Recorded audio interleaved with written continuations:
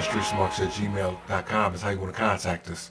Listen to us right here exclusively on YouTube, StreetSmark Audio, or fuck with us. Official.StreetSmarks on SoundCloud, Official.StreetSmarks on IG, StreetSmark Fanpage on Facebook, Street_Smarks on Twitter. We are finally here. It is the ECW 1993 inaugural J. Sulli Awards. Yeah. Ooh, finally is right. I got the idea around the Sizzler time, you know what I'm saying, back in June or whatever. I was like, you know what? We got to make ourselves different. You know what I'm saying? Absolutely. Like, we're already black. We're already black and talk about wrestling. Right. We're already all those other things, and we're reviewing ECW because, motherfucker, it's like 1,000 people reviewing WWE. And I'm like, oh, man. Like, we can talk about that shit for a little bit, but, fuck all that shit. So I want to do ECW, and I was like, man, what would be better than to have awards? Ah, yes. To differentiate ourselves from all the other piddly fucks around here like Shim and all the other goofballs that review ECW and shit. You know what I'm saying? We're doing all this fucking introspection on ECW, and we need to reward ourselves for all the painstaking, mind-numbing, arduous tasks that we endure. Yes, indeed. For your pleasure. For your entertainment value. Because it's free. All we ask you to do is like, subscribe, and share. Right. Don't be like the number 50th goof that left. Yeah, don't be like him, because he's a loser. His last name must be Funk. So, don't be a Funk. So we open up with the tag team of the year. We got Bad Company. The nominees are Bad Company. We got Stetson and Hotbody, affectionately known as the Do-Rags. We got the Public Enema. The Super D's. That's the Super Destroyers, for those who don't know. And Stetson and the Winners, also known as Les Moulay. H-Dub. Well, my selection for Tag Team of the Year is going to be none other than the Super Destroyers. The Super Destroyers. And why do you say that? I say the Super Destroyers because when they had the titles, there was stability in the tag team division. They were over as heels. They were dominant, especially when they were aligned with Hunter Q. Robbins III. And the tag team division was a shit show after they lost the belts, in my opinion, for good. Okay. So the Scourge is actually going to go with their biggest rivals in 1993. That would be Les Moulay. Wow. I'm going to go Les Moulay. So why do you say Les Moulay? Okay, because interestingly enough, I really think that Tony Stetson was the ECW Tag Team Member of the Year. He held the belts with two different partners. He held the belts with Larry Winters, and he held the belts with Johnny Hotbody. Touche. Okay, so that being said, outside of the two better tag teams, I think Les Moulay had a better storyline with the Super D's, although they didn't have the belts. And you're absolutely right. The tag team title the tag teams scene in ECW was completely in disarray after the D's left. And not to bring this into a contentious tie or a co-winner. To start off our inaugural Sulli Awards, but being the babyface that I am, I have to go with the babyface team of Les Moulay. Okay, well, fair enough, you know what I'm saying? Everyone's entitled to their opinions, even when they're wrong. So moving on, we have the promo / moments of the year. Oh, yes. Initially, we have Terry Funk's wrestling promo from Blood Feast that's largely fucking forgettable. Hell no to the no, no, no. Hell to the no. We have Hot Stuff Eddie Gilbert's Fireball to Road Warrior Hulk on the June 15th show that's largely forgettable. We also have Paulie's initial promo on the May 4th edition of ECW when he came into the ring and came into the promotion and spit his long promo that I just transcribed on an early edition of Extreme Wrestling Review. Fucking up there. We have the dive off the Eagle's Nest from Dark Patriot after he threw JT Smith off the Eagle's Nest from June 22nd. And lastly, we have Angel's Tits. Well, believe it or not, Eddie Gilbert's Fireball was not largely forgettable. It was awesome. It was very devastating. And, it's not something we like to do often, but when necessary and called upon, we'll set that ass on fire, you know what I'm talking about. But as for promo / moment of the year, I wouldn't be Triple P the Poonie Poon Pulverizer if I had a special affinity for Angel's Titties. I concur. And the winner for Moment of the Year is Angel's Titties. Congratulations, Angel's Titties. Anytime you want to come pick up your prize, you can follow me. You can hit me up on Instagram at hwood1980 or hit me up on Official.StreetSmarks at Gmail and drop your 10-digit number in there. So we have the manager / valet of the year. We got Freddie Gilbert. We have Sherry Bartell. We have Woman, Hunter Q. Robbins III, and Paulie as our nominees. H-Dub. My choice for Sulli Manager of the Year is going to be Hunter Q. Robbins III. Oh, interesting choice. Where are you? I would love to hear your insight on this one. Because Paulie is a piece of trash, so he's immediately disqualified.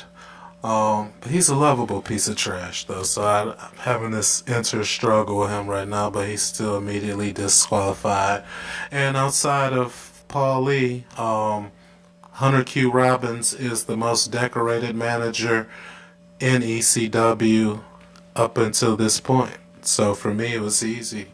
HQR3 as the Sulli Manager of the Year. I concur. And the Sully goes to Hunter Q. Robbins III. Congratulations, Hunter. Your imaginary Sully is in the mail. 1993 Match of the Year. This is the good match of the year. We have Terry Funk versus Jimmy Snuka in the cage at Blood Feast, Funk's Last Stand. We have Tommy Dreamer, the Putz, and Shane Douglas versus Kevin Sullivan and Taz. We have Terry Funk and Hot Stuff Eddie Gilbert in a Texas Chain Match Massacre as a Super Summer Sizzler Spectacular.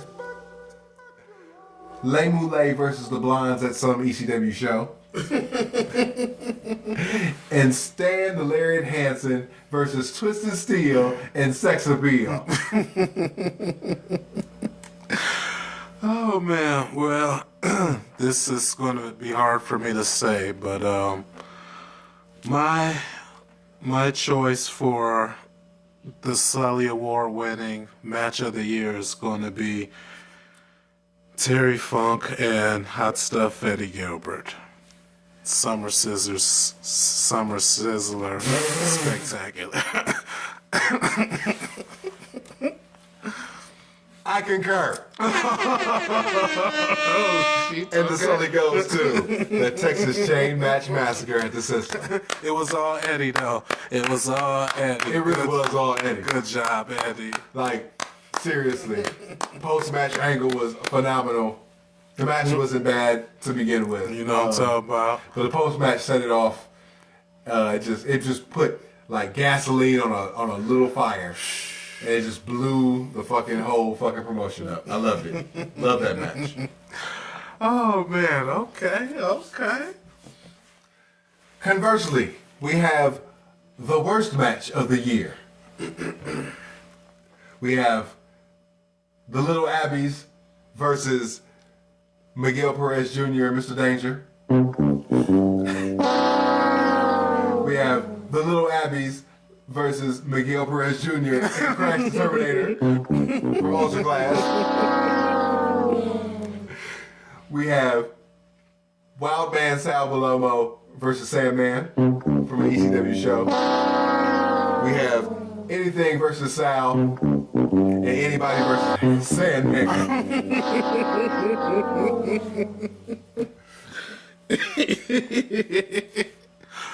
Oh, man. The only reason I made the selection is because I feel like the last two cancel each other out, and it only left one obvious choice, and that is Sal versus Sandman.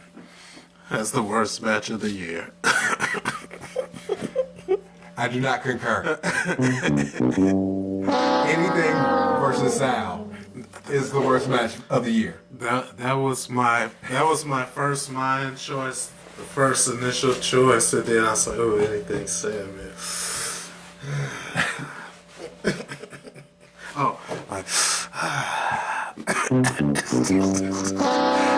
So moving on, we have the Jobber of the Year. Mm-hmm. The nominees are Devious Don E. Allen, the Ultimate Underdog Chad Austin, the Madman from the Badlands Glenn Osborne, the former Sandusky champion Jobber Man Tommy Cairo, Goof Cairo, and Ernesto Broughton. Oh, his name is not Ernesto Broughton. It is not. Ernesto Broughton, I told you, there was a legal team that made sure that he went only by Jorge Ernesto or some other name. Not Ernesto Broughton. Okay? Fuge and everybody listening out there in YouTube and SoundCloud land. It is not Ernesto Broughton. Anywho, my choice for Jobber of the Year is Glenn Osborne. And I picked Glenn because he was a credible jobber. Like, you know what I'm saying, he had the size and stuff, and he got his job on. And also, I had a feeling he was going to pull something like this with Ernesto. And so, there's no way in the world he's going to be a unanimous choice with me. So, Glenn Osborne. I do not concur. Who do you pick, Fuge, for Jobber of the Year? There is no bigger jobber on the ECW roster than Tommy Cairo. Oh. But how can you be a jobber and you're the Pennsylvania heavyweight champion? Who did he beat after he won the belt? Well, he won the belt. He was the first champion.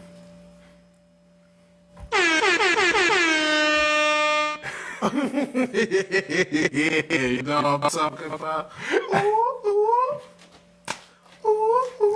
So we have the babyface of the year.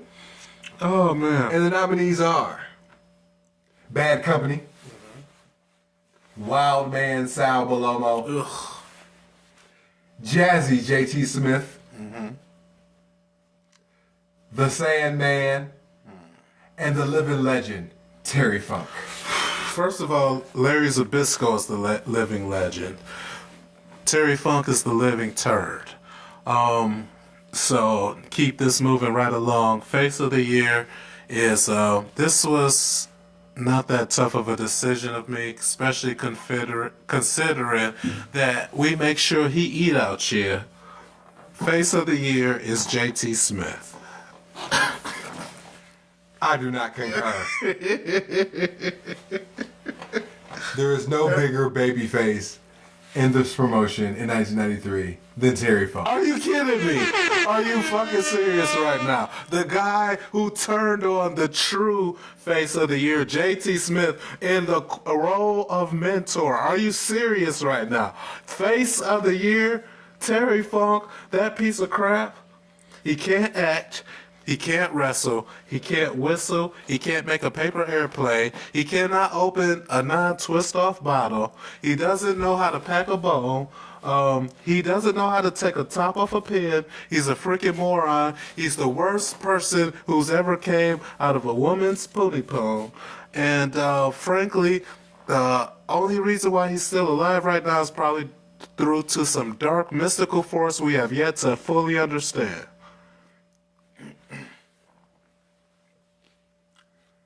Conversely, for heel of the year, the nominees are Terry Funk, the legend. How are you the freaking face of the year?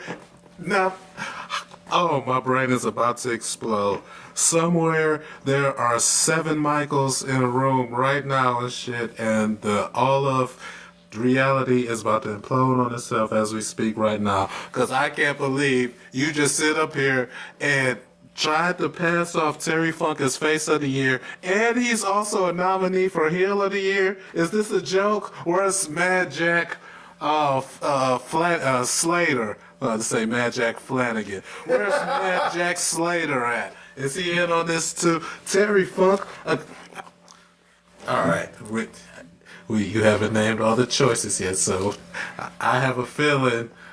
I have a feeling I know where this is going, or maybe not. So yeah, who are the rest of the nominees? Now that I've already had my head explode right here on the microphone. Along with the living legend Terry Funk for heel of the year, I hope Larry Zbyszko whoops his ass. Tony the Hitman Stetson, Okay. the Rockin' Rebel, Oh yeah. Hot Stuff Eddie Gilbert, and Jason, the sexiest man on earth. Ooh, man.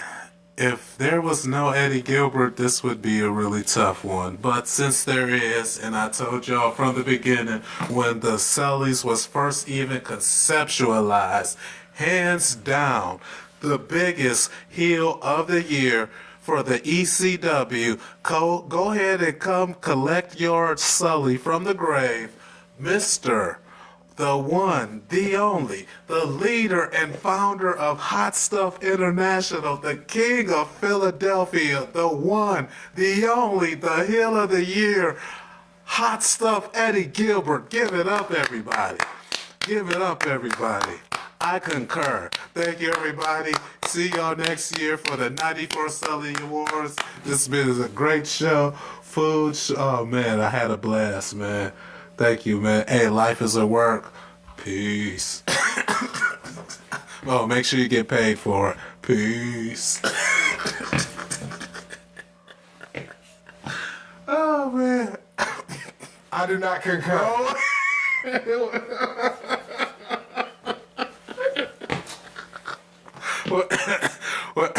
There is no bigger heel in this promotion in ECW in 1993 than Terry Funk. Are you fucking kidding me? Are you fucking serious right now? Please tell me this is a work. Hold on, let me scoot up to the microphone. Please tell me you are not serious right now. How do you nominate the same dude for face and heel of the year? That is impossible.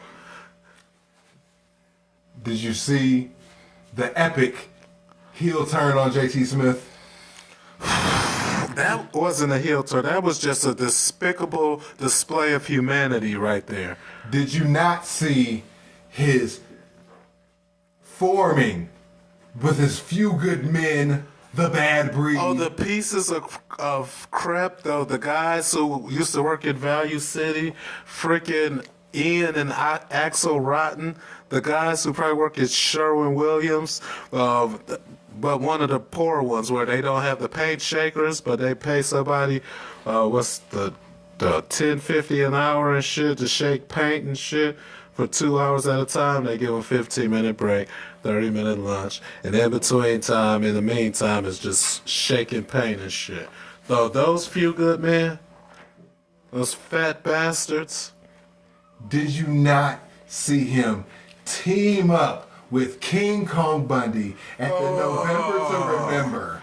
Oh, this guy. Oh, probably the only guy Todd Gordon really buried on the doggone timeline and shit. The guy who doesn't want to work and who just trying to get a check.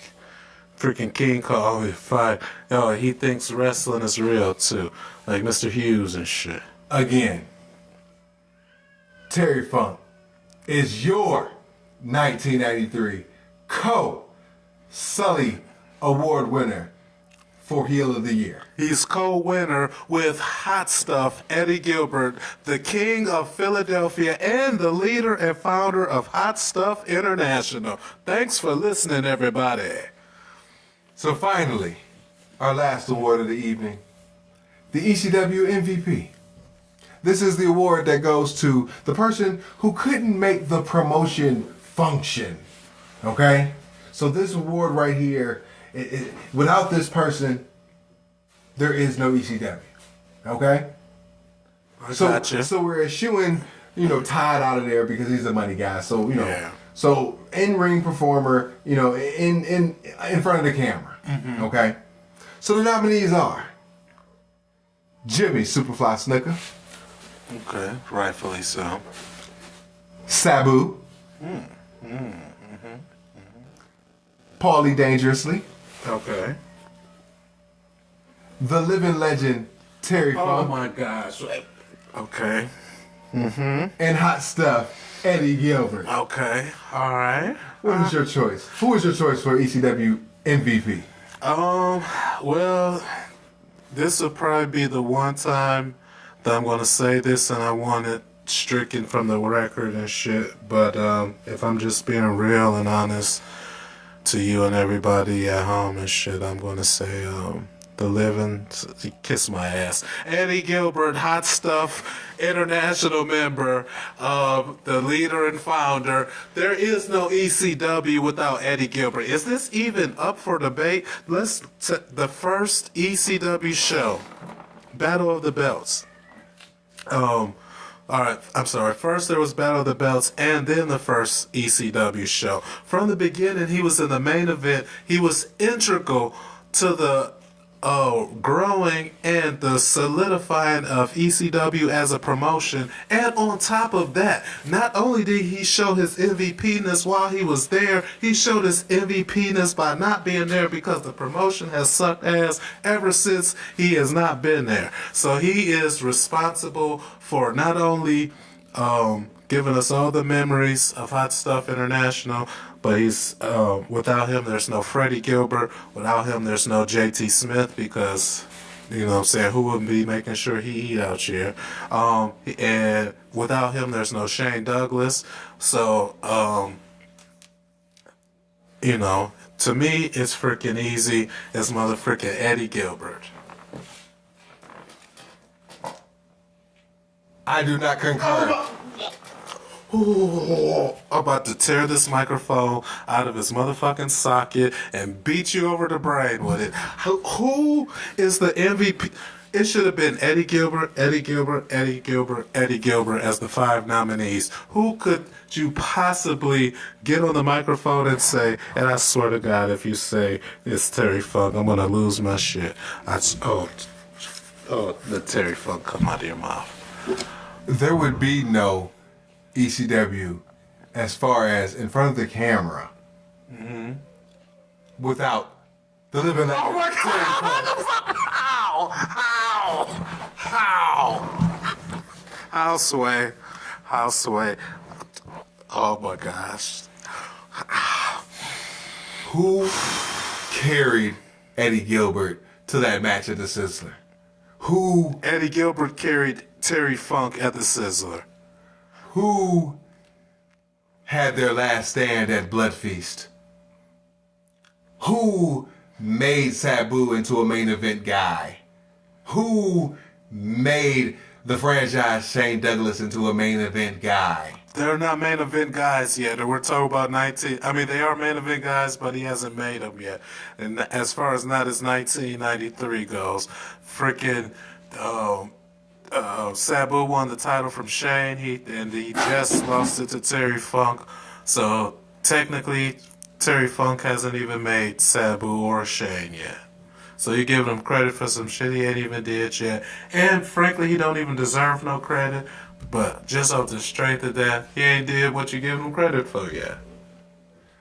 How can Eddie be the MVP of a promotion who wasn't even there after September and they only started in April? Who carried the promotion on their back for an entire 9 months of a calendar year? Hunter Q. Robbins III, then. And we want to do freaking, Was Hunter Q. Robbins III at Battle of the Belts? I know who was verified at Battle of the Belts. I think he was with the Super Ds, if I remember correct. Terry Funk was at Battle of the Belts as well. And so was Eddie Gilbert. Terry Funk was at the Sizzler. So was Eddie Gilbert. Terry Funk was at Ultra Clash. So was Eddie Gilbert. Terry Funk was at Blood Feast. That's because he's stupid. Nobody should have been at Blood Feast. That just goes to show how big of a moron he is. And look what the clusterfuck Blood Feast turned into. And he's supposed to be proud of that? You say that like that's a feather in his cap or like that's a jewel in his crown? Shoot, that's even more props to Eddie because he avoided a motherfucking train wreck. Terry Funk was also at the November to Remember, and he was also at Holiday Hell. Terry Funk was at every Supercard ECW promoted for 1993. A feat that Hot Stuff Eddie Gilbert could not say that he did. And yet the shows still suck without Eddie, and it just goes to show that Terry Funk cannot carry a motherfucking promotion, and that is why Eddie is the MVP. So if we're going to take points on consistency alone, and for my pick in the nominations, there is consistency that needs to be attributed to being the most valuable performer of a promotion in a given year. If Eddie Gilbert was only there from April until September, and Terry Funk was there from April until December, and going forward into 1994, it only solidifies the fact that the co-winner of the 1993 inaugural Sulli Award for the Eastern Championship Wrestling Most Valuable Performer. Oh, please don't say it. Are Hot Stuff Eddie Gilbert and the living legend Terry Funk. Whoa. First of all, that was way inappropriate of how you just did. The co-winner, along with Terry Funk, is the leader and founder, the one and only King of Philadelphia, the King of Philadelphia, the one and only leader and founder of Hot Stuff International. Hot Stuff Eddie Gilbert is your MVP of 1993. Come on, somebody, and it rhymed. Along with Terry Funk. I started it off with Terry Funk, and I was finishing it off with the true MVP, spoken from a true champion, a fighting champion, just like Eddie Gilbert, the MVP. Just like I'm the MVP of this show. And the champ. Next week. We in 1994. Woo! Here we go. That's 1993. That's it, man. It's over with, That's it. Almost don't want to wrap it up, even though this has been a long show, but hey, 93's and Hot Stuff International really don't come back. Absolutely not. So until then, life is a work. Make sure you get paid for it. We out. Peace. Peace. So I just thought I'd let your host know I ain't took no shit in 93 and ain't taking none in 94.